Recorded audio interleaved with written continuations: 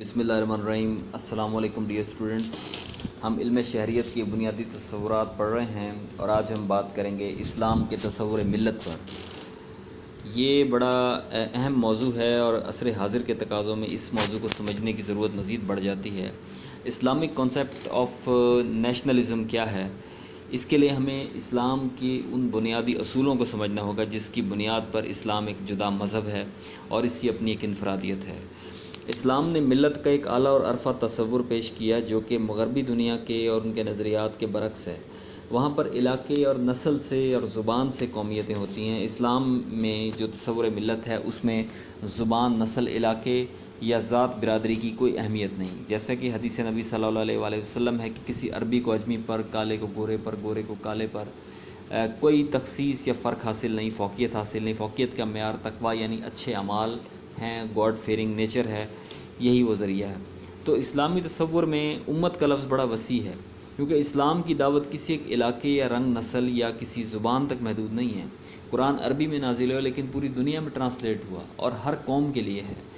اور رحمت للعالمین جو ہے یہ ٹائٹل بھی نبی کریم صلی اللہ علیہ وآلہ وسلم کا پوری عالمین کے لیے رحمت یعنی تمام انسانیت کے لیے رحمت اور تمام دیگر عالمین کے لیے رحمت کیا ہے۔ اس سے ثابت ہوتا ہے کہ ایک یونیک اور یونیورسل کنسیپٹ ہے یہ ہمارا جو تصور ملت ہے، اور اسے سمجھنے کی بہت ضرورت ہے، کیونکہ دیکھیں اسلام میں گروہوں کی اور ذات برادریوں کی اہمیت اس سے زیادہ نہیں ہے کہ یہ پہچان کے لیے ہے، ڈفرینشیٹ کرنے کے لیے ہے، فرق کرنے کے لیے نہیں ہے، ادنا اور اعلیٰ کو سمجھنے کے لیے یہ نہیں ہے۔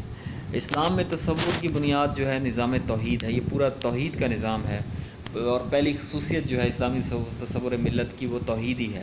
دیکھیں عیسائیت میں عقیدہ تثلیث ہے، ٹرینٹی ہے، یہودیت میں بھی وہ حضرت عزیر کو خدا کا بیٹا مانتے ہیں، جو یہ شرک ہے۔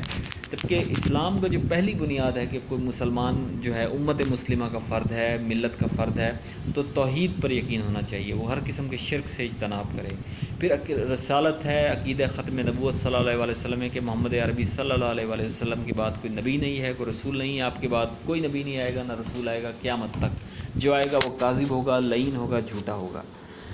پھر مساوات، اسلام میں مساوات کو بہت اہمیت ہے، کوئی فرد، رنگ، نسل، وطن کی وجہ سے دوسرے انسان پر فضیلت کا، برتری کا حقدار نہیں۔ تقویٰ یعنی اچھے اعمال، گڈ سٹیزن شپ کے لیے شرط اول ہے۔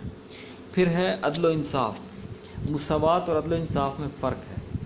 مساوات ہے ایکویلٹی، کچھ کم ہو یا زیادہ ہو اسے برابری کی بنیاد پر ٹریٹ کرنا۔ عدل و انصاف یہ ہے کہ عدل ہے کسی کی چیز کو اس کے صحیح مقام پر رکھنا۔ تو عدل یہ ہے کہ کسی کو جو عہدہ ذمہ داری تفویض کی جائے وہ اس سے پوری طرح عہدہ برا ہو۔ پھر اخلاق و پرہیزگاری ہے، تعصبات کا خاتمہ ہے کہ تعصب یعنی کسی بھی قسم کا تعصب اسلامی تصور ملت میں شامل نہیں۔ تعصب کوئی بھی ہو سکتا ہے، ذات کا، برادری کا، زبان کا، علاقے کا، نسل کا، دولت کا۔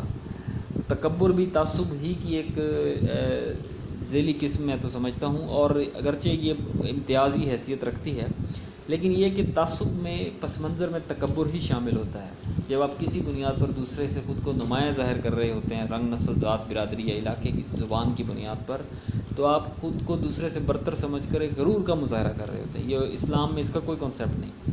پھر اسلامی تصور ملت میں ایک اہم ترین جز ہے اتحاد اور تعاون، یونٹی اسٹرینگتھ، کہ ملت اسلامیہ کی روح سے ہر مسلمان دوسرے مسلمان کا بھائی ہے۔ سارے مسلمان ایک مربوط اور متحد جماعت ہیں، جو اس جماعت سے کنارہ کشی اختیار کرے گا وہ سزا کا مستحق ہوگا۔ ارشاد باری تعالیٰ ہے کہ وَاعْتَصِمُوا بِحَبْلِ اللَّهِ جَمِيعًا وَلَا تَفَرَّقُوا، کہ اور اللہ کی رسی کو تم سب مل کر مضبوطی سے تھام لو اور تفرقے میں مت پڑو، فرقے میں مت پڑو، فرقہ واریت میں مت پڑو۔